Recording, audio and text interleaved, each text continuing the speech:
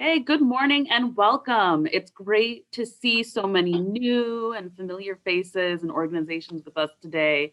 Thank you all so much for being here this morning and for joining us for today's session, Trauma-Informed Supervision. My name is Courtney Cintron, Ingenuity's Partner Engagement Specialist. I'm also joined here today by Nicole Upton. Just going to give you a wave there. Ingenuity's Director of Partnerships and Professional Learning, and today's amazing facilitator, Candice Manciel, Trauma Specialist of the Illinois Collaboration on Youth. Just gave a wave as well. So today's session, Trauma-Informed Supervision, is really about creating space to understand how to foster growth in your role as a manager or supervisor, and learning how you can help create a supportive, trauma-informed culture for all staff. But Candice will go over your more specific learning objectives a little bit later in today's session. Just a few important notes for you before we begin. If you haven't already, we ask that you please take a moment to update your name with your preferred pronouns and your organization's name. You can do that by hovering over your image icon and selecting the 3 dots. Also, please make sure to use the sign-in sheet in the chat. This allows us to track attendance. And also, if you're a CPS teacher looking for credit hours, be sure to log your in and out time, and then you can go ahead and email me if you're interested in CPDUs. Please also note that today's session and all sessions that are part of this training program will be recorded and made available on Ingenuity's YouTube channel. So only our session facilitators, though, will be recorded, and any participants who are using their video or audio component won't be included in the recording of this program. Candice, can you do me a favor and advance the slides? And then the next one after that. Okay, great. Then I'm also going to make the slides of this session available to you in the chat so that you can follow along. So I'm going to drop that in there now. Okay, fantastic. And then I'd also like to provide you with a content notice for this training program. So the content and discussion in today's session and throughout this program is going to engage with trauma, and that can be emotionally and intellectually challenging to engage with. But our session facilitators will flag the specific content and terminology that we will use in today's session.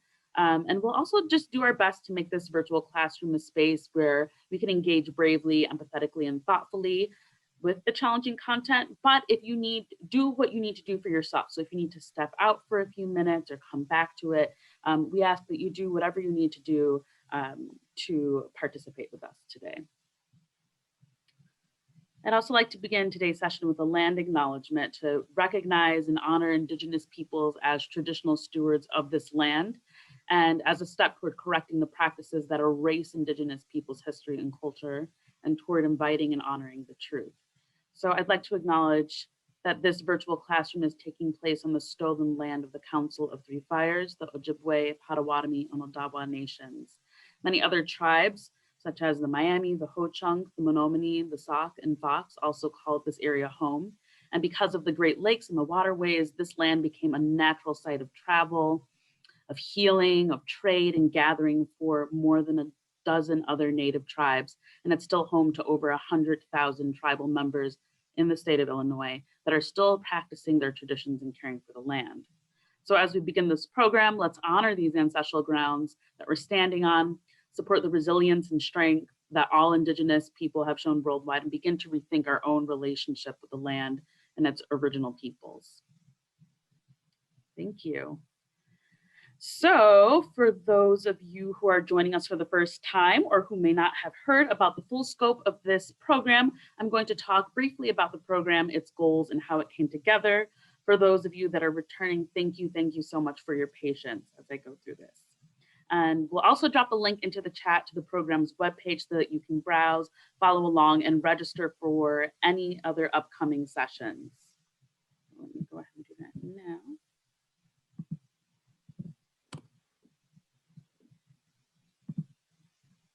Okay, so the Trauma-Informed and Healing-Centered Training Program for Arts Partners is bringing together a really diverse team of trauma-informed organizations and practitioners, including Chicago Growth Mindset, Illinois Collaboration on Youth, and Illinois ACE's Response Collaborative, and the Institute of Therapy Through the Arts, all with the aim of providing arts partners with sector-wide assistance and capacity building and understanding, implementing and advancing trauma-informed and healing-centered principles into practice.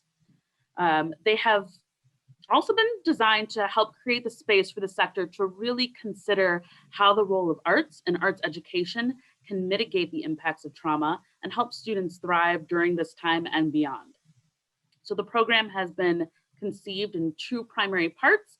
Part one of the program, which you're currently in, is centered around building a trauma-informed care and healing-centered knowledge base. So this is happening through a series of 13 different trainings facilitated by the consortium of organizations that I previously mentioned.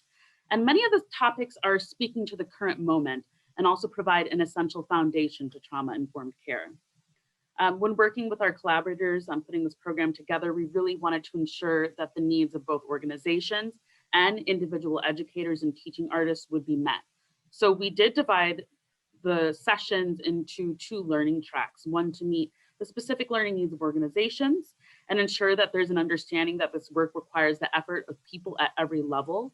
So today's session is an example of one that fits into the organizational track.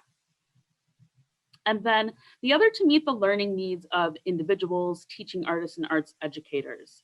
But really, these sessions, while specific, are also covering universal topics that will be beneficial for anyone in the sector and also beyond. So part two of the program is starting this March. You'll see news about that very soon. And it will include a series of collective impact sessions across artistic discipline. And those sessions will be facilitated by members of the Institute of Therapy Through the Arts. And those sessions will be a little bit more directed at gaining a better understanding of how this work shows up specifically in the arts. And then all of this will culminate in a final toolkit, a guidebook that's going to include a comprehensive assessment that's mapped to all of the trainings that we've had and a number of other resources from sessions and of course the recorded video trainings as well. So this is all really great, but we didn't get here by ourselves. The genesis of this project really started with the Arts Ed Response Collective. So at the start of the pandemic, Ingenuity convened stakeholders across the arts ed sector, and including CPS teachers, administrators, arts partner students, and funders, all to gain a better understanding of what their challenges were and to proactively and collectively determine ways to mitigate those challenges and plan for the future. And then what emerged from that process was a really clear need to understand the ways that art could be used as a tool for recovery and healing from crisis. So there was also a need for authentic learning practices that would truly support professionals in expanding their practice as well. So as an immediate response, Ingenuity initially started off with a shorter 3-part training series in partnership with the Illinois ACE's Response Collaborative. And these trainings provided partners with an important foundation to trauma-informed principles and practices. And we received a lot of great feedback from partners. And then we wanted to build off of that work to create an ongoing program that was even more dynamic and robust in nature. And we wanted a diverse group of facilitators with various approaches, experiences, and perspectives to meet the needs of our diverse partner communities. And then the program really evolved from there. Okay, so before we get started, I'm just going to briefly outline some norms for these sessions. We've divided the session norms into a few different areas here. Under equity of voice and learning, we have take space, make space. So that essentially means as a participant, please be mindful of any privileged identities that you may hold and help to create an environment for everyone to contribute. Speak from personal experience. So let's own our statements and views about things and not presume to be able to speak for others. For being in the moment, we have acknowledged the struggle of the times that we're in. Things are unpredictable and challenging right now, and things may not always go 100% as planned. So we just ask everyone to be extra patient and flexible. And under how we show up for ourselves and others, we have openness to learning. So an understanding that we're all learners in this space. Use the chat box mindfully. When using the chat box, we ask that you try to make your questions and comments as relevant to what we're talking about as possible. And finally, confidentiality. Take away lessons, but not personal content. If anyone shares anything personal, we ask that you don't bring it out of the space, and that might take place in breakout rooms or in the main session, and we ask that that just remains confidential. Okay, so without further ado, I'd like to hand it off to Candice Mansfield, Trauma Specialist of the Illinois Collaboration on Youth, to bring us through today's session. Thank you so much, Candice. Thank you so much, Courtney. Good morning to all of you who just joined us. I'm so happy to be here. Today, we're going to be talking about trauma-informed supervision. So how can we improve the supervision process to become reflective, trauma-informed, and supportive for our staff? So let's go. So once again, my name is Candice Manciel. My pronouns are she, her, hers. And I serve as a trauma specialist for the Illinois Collaboration on Youth, or ICOY, because we love acronyms. Specifically, I tend to focus on the DHS contract that we have, which means my trainings are typically, my training calendar is typically directed towards all DHS funded youth serving programs throughout the state of Illinois. But every now and then I get the opportunity, such as now, to be able to collaborate on projects such as Ingenuity's initiative. So special projects and things like that. I'm really, really looking forward to working with you all and hearing some of the great feedback that you all have to share. I have here my contact information. So if you find yourself having any questions after today's training, maybe you couldn't think of anything specifically you wanted to ask during the training, but you find yourself thinking of something afterwards, something that's keeping you up at night, feel free to email me. I love to interact with folks, and that is the most responsive way to get a hold of me. So please feel free to jot that down, or as Courtney mentioned, she did drop the slide deck in the chat as a PDF, so you also have it in there as well. So let's go over what some of our objectives are for today. We have 3. The first is we'll review how staff and organizations are impacted by trauma. Looking at what trauma is going to be part of the path to getting to trauma-informed supervision, right? We have to know what it is that we're looking at. We have to know what it is that we're working with. But more specifically, we want to know how trauma is showing up in a team or organizational setting. So that will be our first objective. Our second objective will be to deepen understanding of the role of the supervisor in creating and perpetuating trauma-informed team culture and enhancing staff resiliency. When we think of supervisors, like myself, I'm sure you think of leadership. And in this capacity, this individual has the responsibility of helping their staff to build resiliency in the face of trauma. Or on the flip side, contribute to exacerbating the experience of trauma, which is what we don't want to do. Supervisors have this unique responsibility of educating, managing, and supporting staff. So we'll look at how we can do that. So our third objective is exploring techniques for providing trauma-informed supervision. We'll look at some practical things that you can do in your role as a supervisor to make sure that the support that you're offering to your staff is indeed trauma-informed and indeed fostering resiliency amongst your staff. With all these objectives in mind, it would be remiss for me not to acknowledge the fact that when we talk about trauma in the workplace and we talk about implementing techniques to create change, that it's not always an easy task. We must account for systemic barriers or lack of support from executive management, that there are sometimes things that get in the way of us being able to implement these trauma-informed initiatives. In those cases, we take what we do have control over and what we can change and run with that. But before we get into the material, I would like to start with a self-care check. Similar to what Courtney just mentioned a few minutes ago, we're talking about trauma here, right? So it goes without saying that some of you may find yourselves triggered today, and that's okay. Do what you need to do to take care of yourself. That may look like stepping outside, getting a quick breath of air. For those of you who are in Illinois, you might not be out there that long because it is cold. But for some of you who are in warmer temperatures, maybe you go out there for a few minutes and come back. Whatever you need to do to be able to stay engaged and stay grounded. I also encourage you to engage your senses. We can do that in a multitude of ways. For me, I have my aromatherapy candle going right now to help me to stay present. I also encourage you to stand up, stretch, move your body. As many of you are aware, trauma has a way of storing up in our body. So it's really important that we're moving around, that we're working that out. That might even look like you standing up and walking around and kind of pacing the room that you're in, that you're watching this training in. And lastly, I encourage you to think about who can you debrief with today? If you find yourself triggered by today's training, or even if you find yourself inspired and have some ideas that you want to share with someone, Go ahead, take 10 seconds now to write down the name of at least one person you can do that with.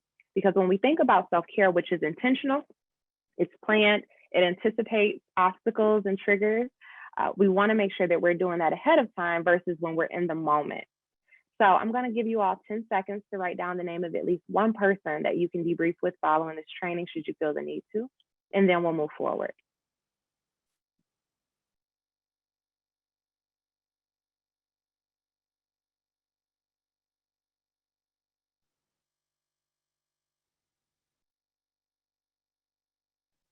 Okay, so I think that that's been about 10 seconds. So let's move forward. So this is the open-end assignment for us today. Throughout today's training, I want you to take note of these following 3 things. And keep in mind that this will pop back up at the very end of the assignment, at the very end of the training. So hopefully you will have gained new skills and knowledge from today's training that will be able to fulfill these questions here. So the first and foremost is, what skills or knowledge are you going to take away from today's training? So what is it that you're hoping to learn today? At least one thing. Secondly, what skills or knowledge would you share with others? Information is great, it's great to learn, but what good is it if we're not sharing it? If we're not sharing it when we go back to our organization, to our agency, to our staff, to our team to help improve the whole department, the whole organization. Also, what skills or knowledge might you find challenging to implement? And what might you do to meet and overcome these challenges? These challenges might be systemic, they might be organizational, they might be personal, they might be interpersonal. So it's important that we think about and anticipate what some of our challenges may be so that we can start to create different ways to be able to address them ahead of time. So think about these things. I encourage you to jot them down if you have a piece of paper. And then we will go ahead and move forward. So why do we care about trauma-informed supervision? We know it's important to be trauma-informed. We know that we should have trauma-informed practices and intervention strategies and resources available to the clients that we serve, to the students that we work with our program participants and communities that we work within. But why should we care about trauma-informed supervision? So what I'm going to ask you to do is utilize your chat feature now. And please share out, why do you believe trauma-informed supervision is important? It's worth talking about. Why did you come today? We're utilizing our chat feature.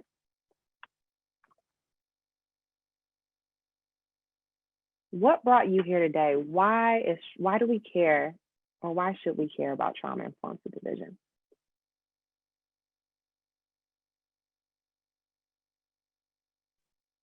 Wanting to be able to address secondary trauma with staff, absolutely. Staff matter, and burnout is high, especially right now. This is a traumatic event for everyone. Being trauma-informed helps us to better interact with one another, to provide a supportive environment for staff and their work, to better apply the same standards I practice and practices I have for clients with staff, absolutely. Oftentimes there's this disconnect. Oftentimes, I can't tell you how many times I've worked in agency settings or, in agency settings where, and for a little bit more background, I didn't provide this to this particular group today. I also work as a trauma therapist on the side. That's my side work that I do. But for many years, that was my full-time work, in nonprofit organizations. And oftentimes we would have all these trainings and conversations about trauma-informed work and making sure that our interventions are all these different things and approaches were trauma-informed. But when you think about the staff and you think about the department and how we interact with one another, how supervisors interact with staff, how supervisors interact with one another, it was far from trauma-informed. So I'm so glad that you mentioned that. The folks we work with are whole humans, keeping everything people and human-centered. Without being able to support staff to create a foundation, an organization cannot be stable. Thank you so much. And I'll read one more here, but you can feel free to continue to chat it in. In the arts, we haven't always gone through training to be supervisors, so that lens is an important area to fill in. Many of us in arts ed are usually supervising staff, even more so now, that we're not physically in the space with. Absolutely. Thank you so much for your feedback, and you can keep sharing if you would like. I'm going to move forward. So why do we care about trauma-informed supervision? All the things that you all said, but I'm going to add a little bit more to that too. So first and foremost, retention and turnover. It's no secret that in the work that we do in nonprofits and in mental health care and education, all these different sectors, retention and turnover is high. Burnout is real. So when we have trauma-informed supervision actively taking place, it's been shown that there have been higher levels of reported staff satisfaction.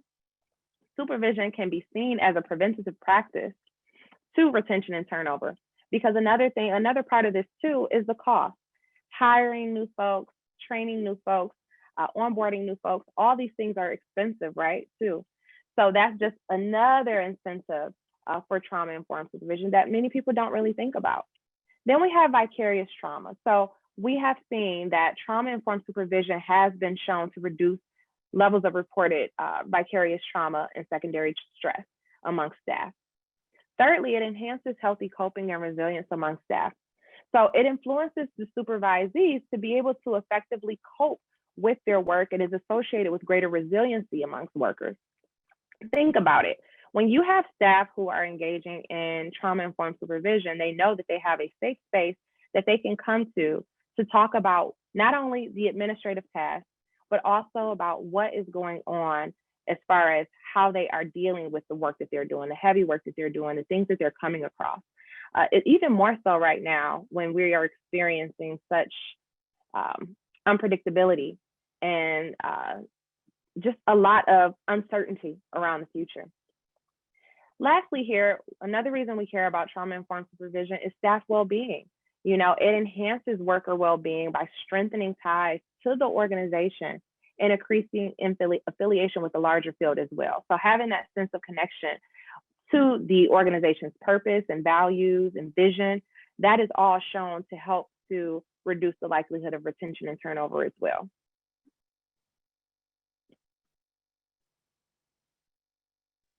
So the way that we're going to frame our conversation about trauma-informed supervision is by utilizing the 4 R's of trauma-informed care.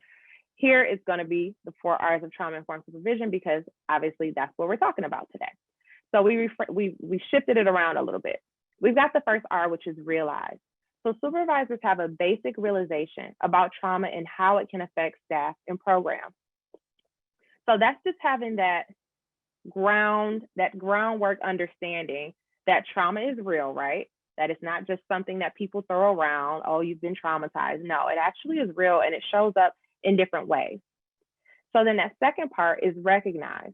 Supervisors are able to recognize the signs and symptoms of trauma. So we tend to think about signs and symptoms here, such as vicarious trauma, compassion fatigue, higher levels of absences, of calling in sick, of not showing up, difficulty getting along among staff, and we'll get more into that a little bit later. The third R is response.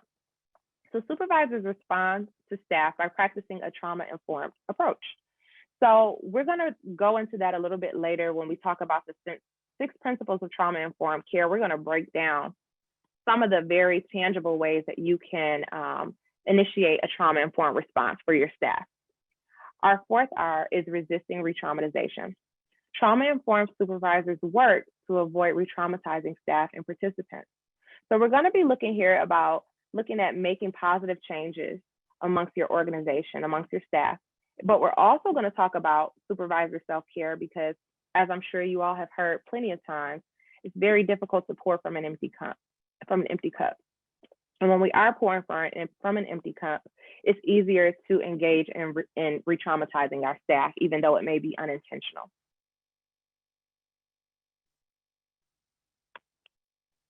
So let's start with the first R. So in a trauma-informed approach, all people at all levels of the organization or system have a basic realization about trauma and understand how trauma can affect families, groups, organizations, and communities, as well as their staff. People's experience and behaviors are understood in the context of coping strategies designed to survive adversity and overwhelming circumstances, whether these occurred in the past, like a client or a student dealing with prior child abuse, whether they are currently manifesting it or dealing with it, like a staff member living in a domestic violence situation at home, or whether they are related to emotional distress that's resulting from hearing about the firsthand experiences of another. So an example of that would be that secondary traumatic stress experienced by an art staff who has heard a horrible story from one of their program participants.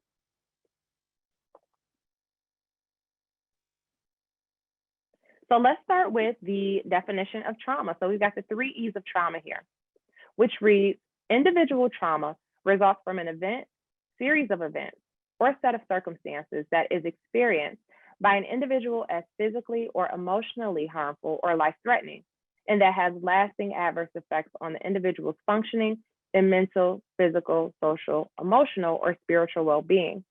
But what I want to do is I want to tailor this to the special circumstances of supervision as well. For example, in any supervisory relationship, just like in a relationship with your program participants, something that we don't think about is the interpersonal issues that may surface and require attention. The interpersonal issues that are already there, the interpersonal dynamics that are already in existence when you two walk into the room with one another or get onto the Zoom with one another.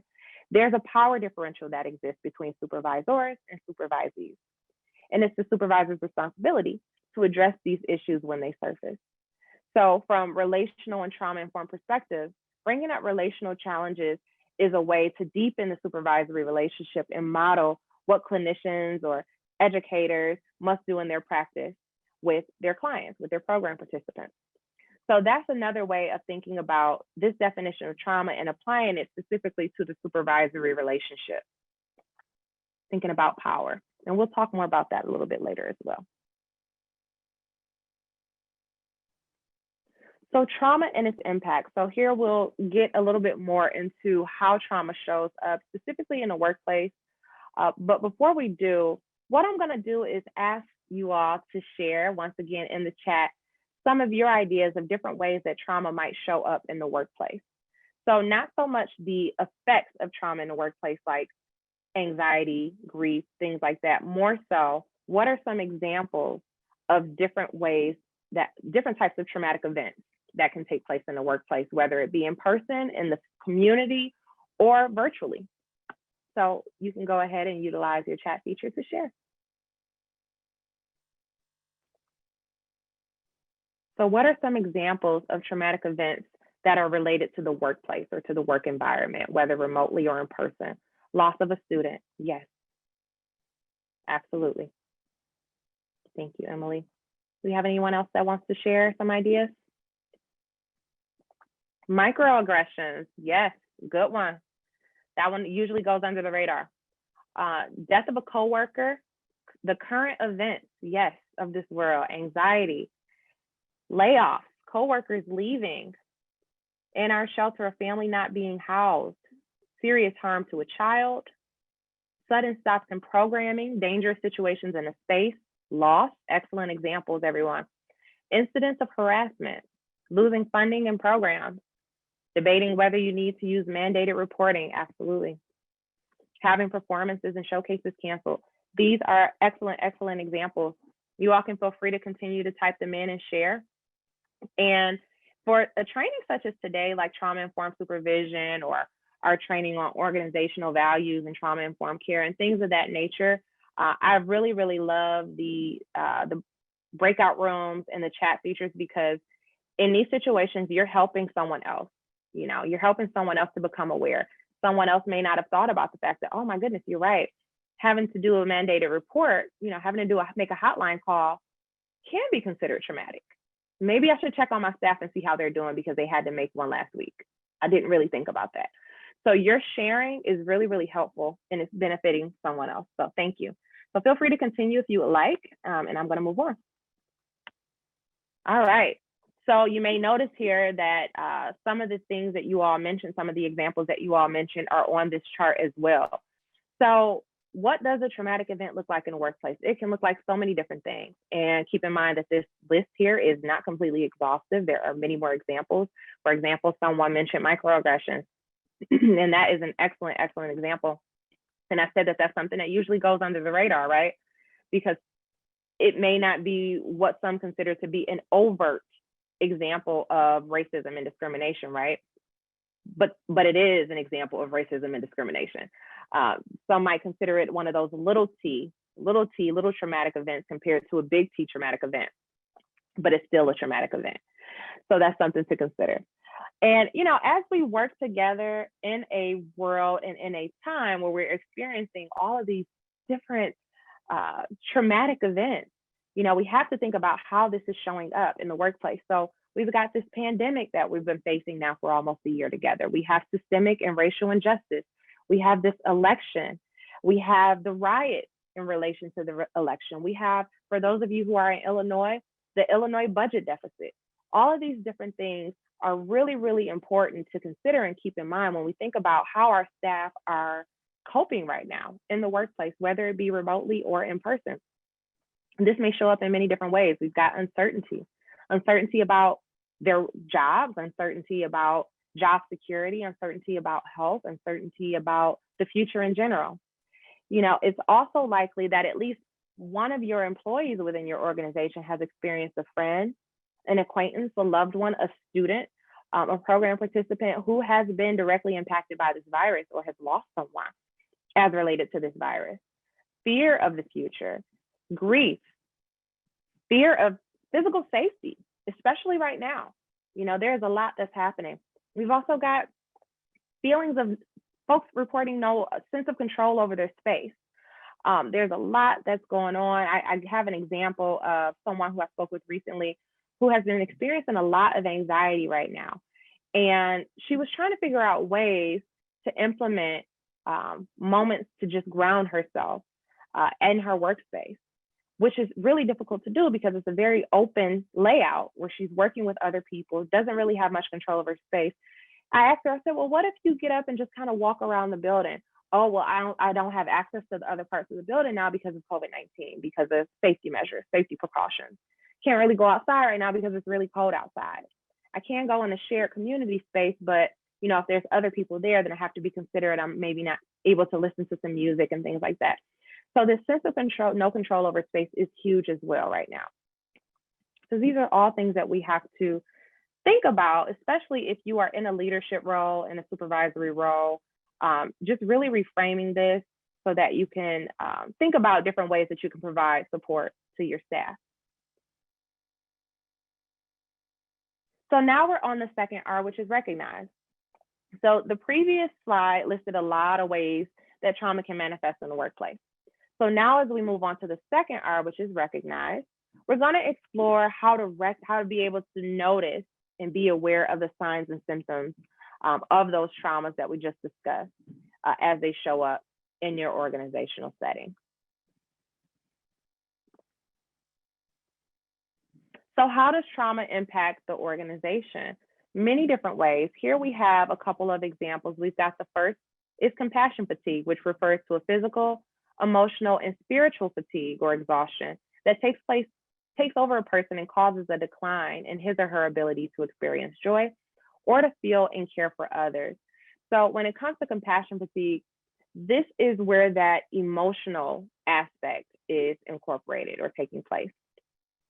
I always like to give an example, a personal example of compassion fatigue, because many of you, I'm sure, are able to connect with it and relate to it. So when we do the work that we're doing, this direct service work in whatever capacity that is, I'm sure that you've met someone at least once, a new person who asks about what you do for a living. You tell them and they're just, oh my goodness, thank God for you. Thank God for the work that you're doing. It's so needed. I could never do it. I would just be a train wreck all the time. I would be crying. I would be upset. I wouldn't be able to sleep. How do you do it? And I would always say, well, I'm fine. I feel like I'm able to compartmentalize pretty well. I go home. I don't think about, the horrible stories that I've heard during the day. I'm great. I'm doing awesome. But what I didn't realize is that I was experiencing compassion fatigue myself. And the different ways that showed up for me personally, at the point where I finally was able to acknowledge it and own it, is oftentimes there would be certain clients or certain families that I dreaded seeing. Secretly in the back of my mind, I was hoping that they would cancel or they would no-show. And when they did, I was completely relieved. And when they did show up, I found myself having a really hard time being able to feel connected, having a hard time experiencing empathy or compassion, having a hard time just being in the room. I'm physically in the room, but my mind is somewhere else. And what happens with compassion fatigue is this numbing that gets created numbs out the ability to experience those positive feelings as well, and to feel that connection as well to those that you typically enjoy connecting with. Then we have vicarious trauma, which refers to the cumulative effect of working with survivors of traumatic life events. Anyone who engages empathically with victims or survivors is vulnerable to experiencing vicarious trauma. It impacts our sense of identity, safety, ability to trust, self-esteem, intimacy, and our feeling of control. That hopelessness piece is a big part of vicarious trauma.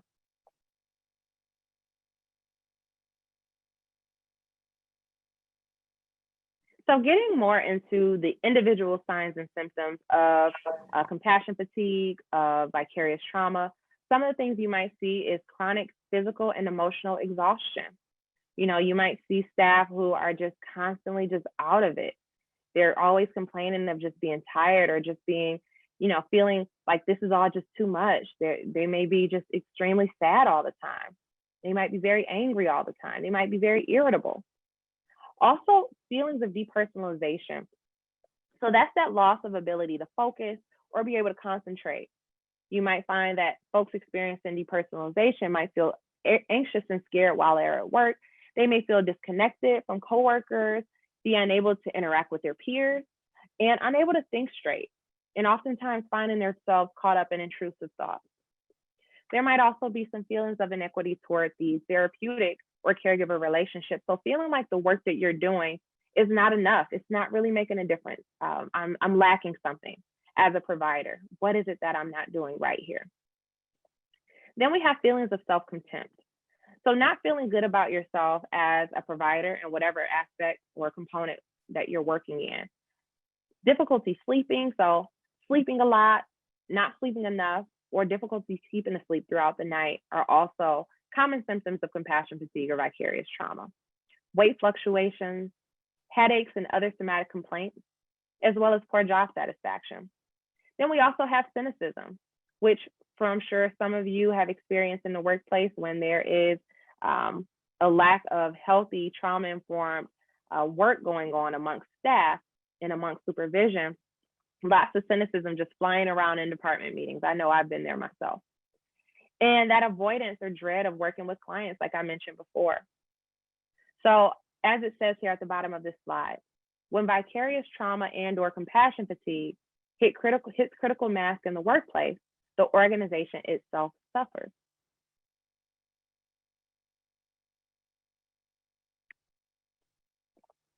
So here we take those individual effects and we look at it from a larger, grander view, right? Because if individuals make up teams and teams or programs make up organizations, and we have enough individuals experiencing symptoms of vicarious trauma and compassion fatigue, then what we have now is an entire system that is experiencing trauma. And for those individuals, those staff, those teams that are working from home, something I want you all to consider as well is you're not just working from home, you are at home working during a crisis, okay? So here we have plenty of different examples of different things that you may notice if you're working in an organization where there's tons of vicarious trauma and compassion fatigue taking place. You might see higher levels of absenteeism, as I mentioned earlier. As I mentioned earlier as well, difficulty with staff to get along or work together. You might notice some aggressive behaviors, difficulty with meeting deadlines, with completing their assignments, completing projects, completing things and being consistent and reliable. You might notice some lack of flexibility among staff members, just a strong sense of negativism, not only towards management, but also towards change, towards the belief that improvement is even possible, and that lack of vision for the future. So as I mentioned a few slides back, it's really important that staff feel a connection to the vision of the department, of the organization as a whole. When that's gone, you know, it's kind of like, what is it that we're working for? What am I doing this for? Why am I showing up every day other than just to receive a paycheck? So it's really important that as supervisors, we are viewing these behaviors as coping strategies and symptoms as adaptations when considering how to address these issues. So we need to reframe it, especially considering right now everything that's going on in our world, as we already have touched on. You might notice that some of these examples here, some of these examples of symptoms in your organization might be ramping up, especially over this last year, because everyone is under a lot of stress. A lot of people have been very anxious, been very scared, so you may notice that these things are happening on a more frequent basis. Another huge point is to acknowledge the fact that for many of us, there's a certain level of expectation that we had coming into this field around being exposed to some level of stress and frustration. We expected to bear witness to the suffering of the clients and students and program participants that we serve, especially for the longer period of time that we're in the field. But what we likely did not expect was to be exposed to it at all times. It is now not just at work where we can utilize our rituals to help separate the two spaces between home and work. Now, many of us are working in the same space that we live in. And even if we're not working in the same space that we're living in, we're exposed not just to the suffering of those that we serve, but also to the individuals around us and those that we love. And we're exposed to it in the moment. For example, having to worry about the supplies that you have, worrying about your family, worrying about your family's health, worrying about your family's safety, hearing about other stories, hearing about your client stories. So it's really important that we are able to give grace to our staff. You may see an increase in these behaviors, as I mentioned, right now, it's very likely. So how are you encouraging your staff to take care of themselves? How do you acknowledge the fear that staff have and also not judge them? How do you give space for some of these reactions and knowing that they're just reacting to a very abnormal situation, a very abnormal year, while still holding that accountability piece there? So let's look at how we can prepare staff to identify workplace trauma. First and foremost, we want to make sure that we're providing staff with training and resources around trauma and its impact on behavior, functioning, and health. So you want to make sure that you're providing consistent training, trauma-informed training, resources that are practical and can be easily utilized in the work that your staff are doing with program participants. We don't want to give trainings and resources that you can't really do anything with, right? We also want to make sure that we train all staff on recognizing the signs and symptoms of compassion fatigue and vicarious trauma. And if possible, provide a screening tool for staff to utilize. I want to take a second here to share the ProQual, the Professional Quality of Life Scale, in the chat and open it up for you so we can quickly look through what that looks like. So here we have the Professional Quality of Life Scale, which measures compassion satisfaction and compassion fatigue. So for those of you who were on my training last week, we went through this, but for those of you who may not have been, I will go through it quickly. So this here is a very, very useful and very quick scale that asks you 30 questions on a Likert scale to just get an idea of how you are managing, how you are doing as it relates to your work. So based on your scores, you get it broken down here on your level of compassion satisfaction, which is of course that satisfaction you have about being able to do your work and being able to do it well and feeling fulfilled by it. It also measures your level of burnout and your level of secondary traumatic stress. This resource is very, very, very valuable. Obviously, it's not the end all be all, but it's another tool in our toolbox. So the way that I recommend utilizing this, or at least how it's been most effective for me in my work, is bringing it into the supervision space. So some of the ways that we've done this in the past has included during what's it called, your review, your 6-month check-in, your yearly check-in, annual check-in, where you're going over performance. There we go, performance review. That can be a good opportunity to take the assessment, see how you're doing on scores, and then that creates dialogue between you and your supervisor. Hopefully that is a safe space to be able to have open and transparent dialogue. And if it is, then that creates the opportunity for you and your supervisee to work together. So identifying, okay, what areas does it seem like we're struggling in? your supervisor is struggling in, okay, and what types of goals can we create to help to address those areas to be able to improve them?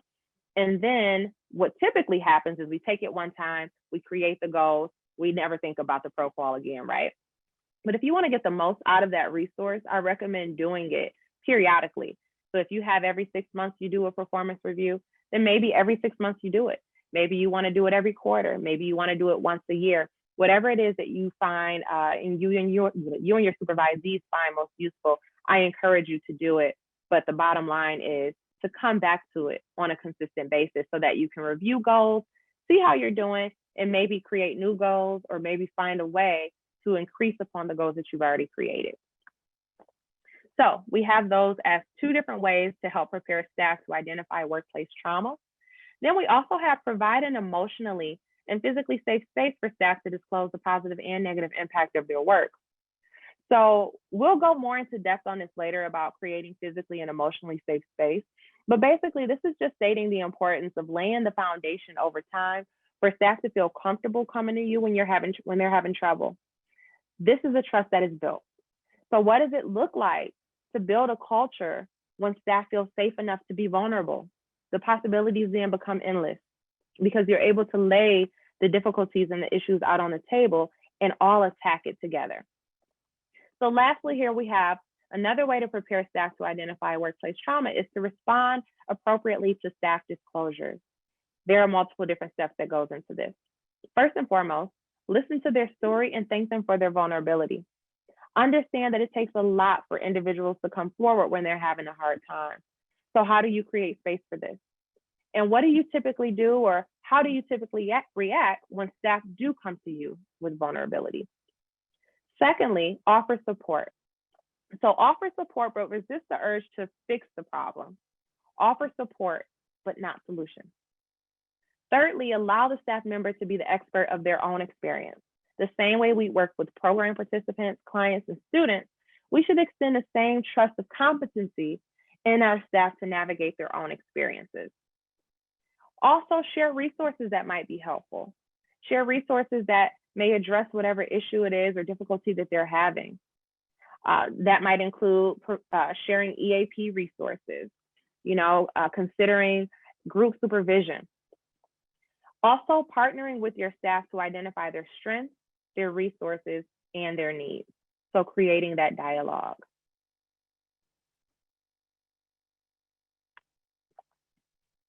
So here we have that the role of the manager or supervisor as protective. Supervision offers practitioners the chance to debrief and explore alternative perspectives. And it's really about going back to the supervision space that you created. It does not have to be limited to only checking in on current workload or, what documents have been turned in, what documents are have not been turned in on time. It's really about utilizing it as a safe space emotionally and physically. And then secondly, critical strategy in helping practitioners to address challenges and to prevent, mitigate, and heal vicarious trauma.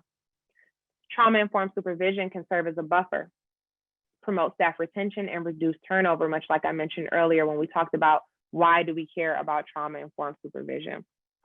Supervisors can be the bridge between the structure of the organization and the staff.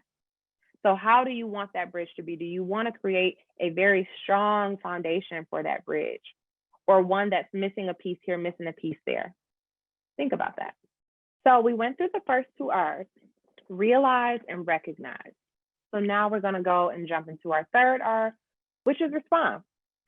So what we mean here when we think about it from a supervisory perspective is that the program, organization, or system responds by applying the principles of a trauma-informed approach to all areas of functioning. The program, organization, or system integrates an understanding that the experience of traumatic events impacts all people involved, whether directly or indirectly. So a trauma-informed approach reflects adherence to 6 key principles rather than a prescribed set of practices or procedures. These principles we'll get into in just a few minutes. So here I'm going to have you all just think back for a moment. I'd like you to think back to a supervisor that you've had in the past or that you currently have. without identifying them. Think of your worst experience that you can recall as a supervisee. And what was it about that experience that made it negative? Didn't listen to me, like I was not there. Definitely been there before. Being told my opinion doesn't matter. Wow. Wow, wow, wow. Okay. Supervisor did not take my position into consideration. Only focused on the result and not the process. Gaslighting. Basically, shut up and work. Yelled at like a child. Lots of different examples. Lots of different examples of these negative experiences as a supervisee.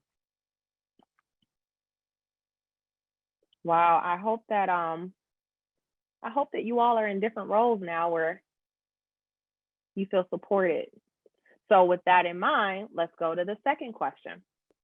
Now think about the best experience that you've had with a current or former supervisor. It could be the same one, maybe not.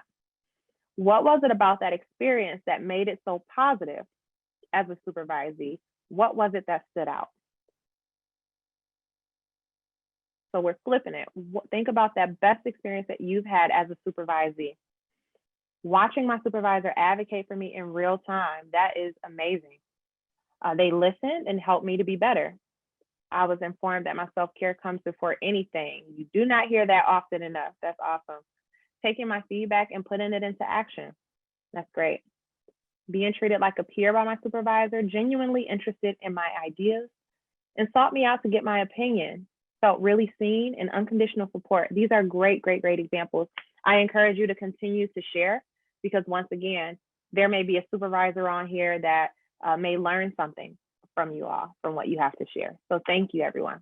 Here we have turning deadly communication habits into constructive ones. It is often the case that we find ourselves falling into these deadly communication habits, not on purpose, but out of habit, out of the fact that we're oftentimes not tuned in with ourselves, not really aware of what's coming up for ourselves, how we're triggered. We're taking care of ourselves and addressing those things.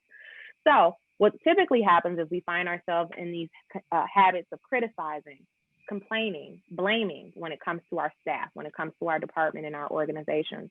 What we want to do is we want to make this shift towards becoming constructive in our communication behaviors.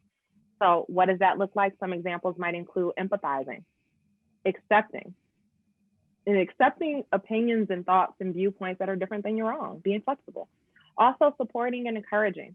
So you have an opportunity right now to apply these different types of communication habits in this case example. So what we're going to do is we're going to do another breakout room where we're going to spend 10 minutes going over the questions that you'll see here in just a moment together.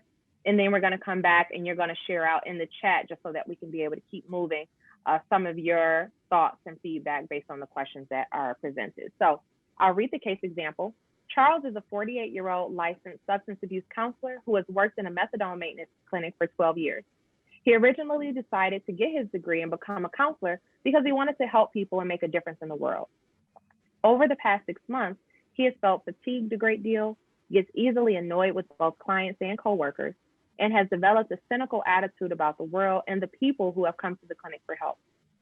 Charles's paperwork has consistently been behind schedule despite several discussions about this in supervision over the past few months. During this time, the clinic has been forced to lay off a number of counselors due to funding cutbacks. As a result, Charles and the remaining counselors have had a 20% increase in the number of weekly client contact hours required as part of their job duties. In addition, the level and severity of clients' trauma-related and other co-occurring disorders, poverty, joblessness, and homelessness have all increased. You all may have been Charles at some point in your life. I know I have. Or I have a Charles on your staff or have worked with Charles as a colleague before. So with all those things in mind, these are some questions I want you to think about when we look at the recognize and respond component. What signs and symptoms of trauma does Charles appear to be experiencing? As a supervisor to Charles, what are some ways that you could respond that would demonstrate deadly communication habits? What are some ways you could respond that would demonstrate constructive communication habits? What are some of the supports that your organization already has in place that could be beneficial to staff members who are experiencing symptoms such as Charles? And what are some things that you could implement into a team culture that could help Charles and other staff members. So let's keep going. So here we have the 6 principles of trauma-informed care. And this can be used as a framework for organizations to think about how you can support your staff in creating that trauma-informed work environment. So first we have safety. And I won't go into examples of these just yet because the following slides will be in examples. So first we have safety. So throughout the organization, staff and the people that they serve, whether children or adults, feel physically and psychologically safe. The physical setting is safe and interpersonal interactions promote a sense of safety. Our second principle is trust and transparency, which is a state in which staff and clients can believe that those they work with are operating with honesty and a genuine commitment to their well-being. This state is built over time and is supported by accountability, well-defined roles and expectations, and clear communication, where productivity is not always the end-all be-all. We have to make sure that we are providing that safe space that staff know that we want to support them, not just the work that they're outputting, but also their well-being as well. Voice and choice is our third one here, which allows individuals the maximum possible autonomy and control. This means allowing individuals to be given choice and flexibility around the way that they deliver or receive care. Our fourth principle is empowerment and resiliency, approaching our work from the perspective that every individual is fully capable and that our focus should be in continuing to build capacities, encourage mastery, and prioritize growth. Our fifth principle here is collaboration and mutuality. So approaching our work as a partnership with others, with our staff, in which one perspective is not valued over others, where services are collaborative within and across systems, and where multiple perspectives are incorporated in development, planning, and implementation of organizational initiatives. And then our last principle is cultural, historical, and gender issues. The organization actively moves past cultural stereotypes and biases and incorporates policies, protocols, and processes that are responsive to the racial, ethnic, and cultural needs of individuals served, and recognizes and addresses historical trauma, because these are things that show up in the workspace. We don't leave our homes, or in theory, when I'm working remotely, we don't leave our homes and leave the world in the situation when we jump onto our computer or jump into our office space, right? The world is still here. The historical trauma, intergenerational trauma, systemic trauma is still in existence, and it exists in the roles that we have as well, and in the interpersonal relationships that we have as well, the supervisory to supervisor relationship, for example. So we have to keep those things in mind. So what can some of these look like? So first we have here creating physical safety and creating emotional safety. Some things that we want to ask ourselves and consider are, how do we introduce new staff to the facility? Do we introduce new staff to the facility? Allow staff to clarify about their boundaries and respect what they are. We want to make sure that we have clear and accessible policies, procedures, and protocols. Do staff know how to get to them easily? Or is it somewhere hidden in your millions and millions of files online and they're unable to access them? We want to create a welcoming physical space. When we want to think about the lighting, we want to think about the privacy and confidentiality. We want to think about the warmth. We want to think about security. Is there security at all? If there is security, are they plain clothes? Are they in uniform? Do they interact with the staff? Do they interact with the program participants? I can't help but to think, every time I see this example of the security piece, I think of an organization that I worked with for almost 4 years, up until the beginning of last year. And our security officer that was there for many years was always plain clothes, always just had a big old smile on his face, was very, very warm and welcoming with all of the families that came in, all the children that came in. He represented safety in itself. Then we have creating emotional safety. Can staff be vulnerable with me? Can they be vulnerable with our team? I can ask them what's going on, or if their work performance is dwindling, or if I'm noticing that maybe they seem a little bit off that particular day. I can ask them what's wrong, but have I really created an emotional safe space for them to feel comfortable to share with me? Are staff free from being judged and or harassed? And remember that looks like very different things. It doesn't have to be overt harassment or overt judgment. It's also in the way, our tone, the way we speak, those microaggressions. Does my staff trust me? Do the staff trust one another? Do you trust your own staff? Do staff have a right to privacy and confidentiality? And also, do staff have a place where they can get feedback? And let's take that a step further. If there is a place that staff can get feedback, great. But do staff know that that feedback will actually be acted upon? It will be followed up on? Sure, we can have this anonymous box for staff to provide their feedback on the organization or the department or things that they feel like needs to be improved or changed or that's going great. But if that box just sits there and collects dust and they know that no one ever comes to check it or ever comes to read it or does anything with it, what's the point?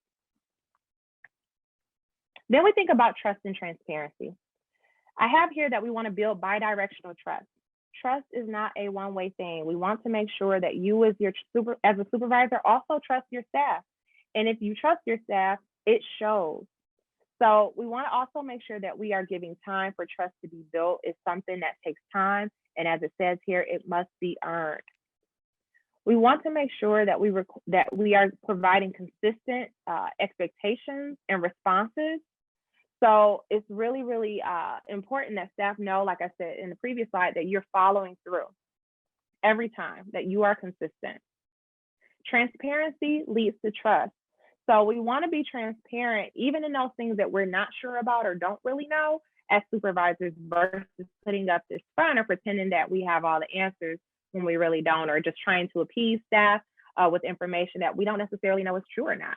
You know, and sometimes it creates a lot of panic. You know, I think about like the budget crisis in Illinois. I think about COVID-19 and jobs insecurity and things of that nature. It may not always feel good to say, I actually don't know what the answers are. I'm concerned as well. But that goes a lot further than telling folks, oh, well, it's going to be fine. Don't worry about it. It's going to be fine. When actually you don't know if it's going to be fine.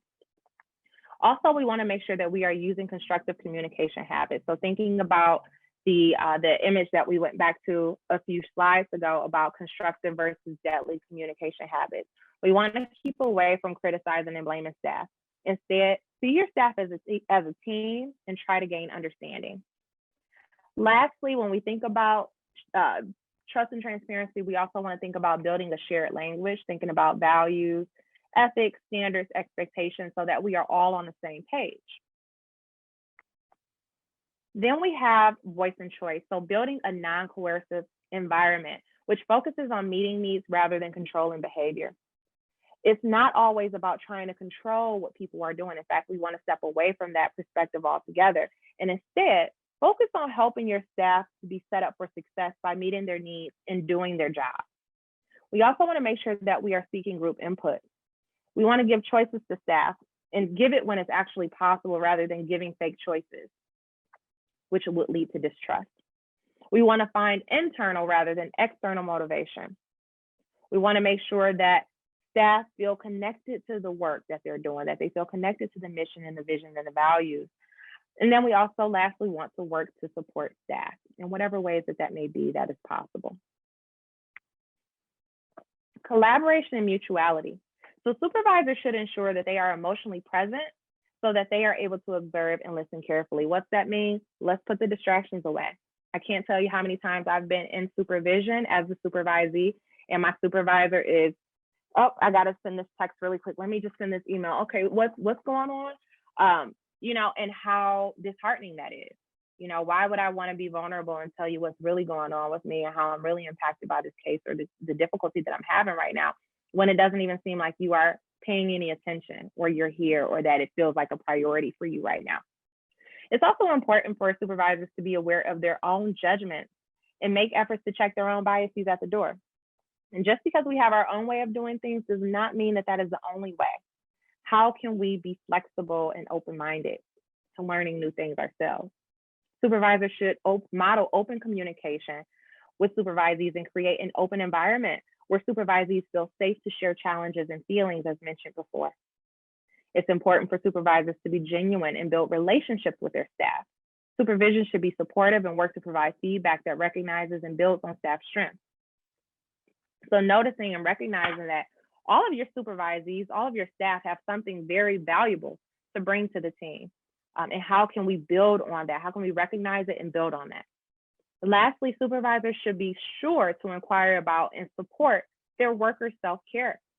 Supervision sessions should balance to focus on the worker and on their cases. So that's remembering that we don't want to get into the space or the habit of supervision becomes a place where we are just, okay, did you get, how many cases do you have right now? Okay, how many are you closing? All right, how's your paperwork? What's coming due? What are you behind on? All of those things are important, right? We need to stay on top of those things to make sure that we can keep the lights on, right? And that we can continue to provide services to our program participants. But if your workers are not in a good space, if they're not able to take care of themselves or feel supported, that ship is going to sink over time, right? So we have to balance the two. Above all else, the supervision space should be one that is collaborative and values the experience, expertise, and perspective of all involved. Then we have empowerment and resilience. So as I mentioned earlier, we want to build time into supervision to focus on strengths, thinking about and acknowledging to staff out loud what they are doing well. We want to celebrate the successes, big and small, and make sure that we are giving praise. And we want to make sure that we're doing this on a consistent basis, like not to the point where it seems like it's not genuine, but we want to make sure that we are acknowledging and giving praise. We also want to encourage and facilitate team bonding activities. We want to figure out how we can have staff to come together as people, meeting each other on the same level. And it doesn't have to just be how we can connect on projects, but how we can connect on a personal level. I heard someone talk about having some type of mentoring program. I know for us, one of the things that we do is we have a weekly game night at the end of our Friday every week. We do it virtually, and that's an opportunity for us to come together and just have fun and just let our hair down and just really enjoy one another. You want to leverage diversity as well, which means acceptance and respect, the understanding that every individual is unique and recognizing their individual differences and strengths. So once again, as I mentioned, knowing that each person on your team has something valuable that they are bringing to the space. And we want to make sure that we are appreciative of the diversity that they're bringing in as it relates to their different strengths and things like that and differences. Because if we have the same type of staff member, a bunch of people that have the same strengths, then that means a bunch of people that have the same type of weaknesses, and we don't have the ability to be able to leverage that. Lastly, here we have cultural, historical, and gender as our sixth principle of trauma-informed care. So as I mentioned earlier, we want to make sure that we're recognizing power dynamics and their impact. Just the role in itself, supervisor or supervisee, represents a power dynamic, right? And then it gets even more nuanced when we think about sex, when we think about gender, when we think about race, when we think about religion, when we think about all of these different things, when we think about level of education attained, all of these different things come into play. So we cannot just, write these things off as, oh, well, we're all just people and we're all the same. Historically, all these different things have to be considered because it shows up in a space. So we want to avoid undermining historical, collective, and generational perspectives as well. We want to make sure that we're addressing institutional forms of oppression for staff and their backgrounds. We want to make sure that we are believing in the power and collective wisdom of staff and their communities and what they have to bring to the space, as well as gain intersectional understanding of historical and ongoing socio-political issues impacting staff and communities served, which has always been the case, but even more so in this last year. There's been so many different things that have been happening. It would be really irresponsible to not acknowledge that in the workspace and how that's showing up. So we have our fourth R now that we are going to spend the last 5 minutes focusing on. Organizations often inadvertently create stressful or toxic environments that interfere with the recovery of their clients, the well-being of staff, and the fulfillment of the organizational mission. Staff who work within a trauma-informed environment are taught to recognize how organizational practices may trigger painful memories and re-traumatize clients and other staff with trauma histories. So here we have the 4 aspects of being a supervisor. So when you are in this role of supervisor, there are about 4 different roles that you're weaving in and out of. So the first is the manager, where you're responsible for the people. So you're responsible for bridging those connections, bridging that trust, creating that sense of connection amongst your staff, and with your staff members one-on-one. Then we have the leader who's accountable for the vision. So when we think about the vision, what it is that your organization or department is trying to attain, what is it that we are shooting for? Why are we doing the work that we're doing? So how do we connect that and keep that in the forefront of folks' minds? Then we have director, in charge of the tactics or the way that things are done. So you're the one who is able to connect the staff practices and procedures and the importance of that. Then we have the boss, which makes and stands by difficult decisions. So when we think of the boss, we think of the component of your role that has to uphold those difficult decisions, like consequences, disciplinary action, firing, layoffs, all those different types of things. But the key point to remember when we think about these 4 aspects of being a supervisor is that the way that you move in and out of these roles can either contribute to re-traumatization or it can empower staff and leave them feeling supported. Excellent example someone just mentioned when we came out of this most recent breakout room where we had the case example, someone mentioned something about having this peer support, having this mentoring happening before things escalating to a level where there's disciplinary action. So providing that opportunity to be able to take corrective action, make some changes, find ways to support. That's an excellent example of going from that manager level upwards versus, okay, you're not getting your work in on time or you're not doing X, Y, and Z. Okay, well, I'm going to write you up. If you don't do X, Y, and Z, you're going to get written up or you're going to get suspended or you're going to get fired. We want to make sure that we are moving from this bottom up approach, making sure that we're focusing on the interpersonal relationship, on building that trust and transparency, on providing those opportunities for folks to be able to bring in what they may be dealing with, giving the opportunity for us to be able to acknowledge and recognize signs and symptoms that are coming up so that we can be able to provide support before we have to go to that boss level.